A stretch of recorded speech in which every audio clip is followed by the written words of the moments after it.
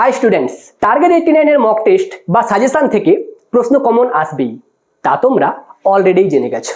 ধারাবাহিকতা বজায় রেখে ফিজিক্যাল সায়েন্সেও আজ আমাদের 95% প্রশ্ন কমন এসেছে। কিন্তু শুধু কমন পেলেই কি ফুল মার্কস পাওয়া যায়?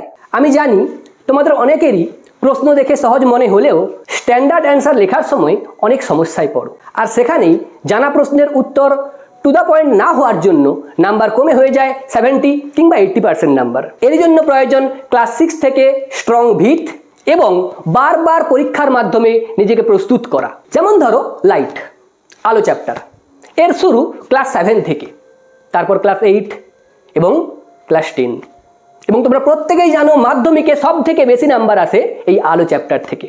সুতরাং বুঝতেই পেরেছো, যদি আমাদের ভিত স্ট্রং না হয় কখনোই কিন্তু আমরা ওই ফুল মার্কসে পৌঁছতে পারবো না। আর টার্গেট 89 মক টেস্ট দূর করবে তোমাদের পরীক্ষার ভীতি। তাই নিজের ফাউন্ডেশন স্ট্রং করতে এবং 99% কমন প্রশ্নে 100% মার্কস পেতে আজই যুক্ত হও টার্গেট 89 এর সাথে।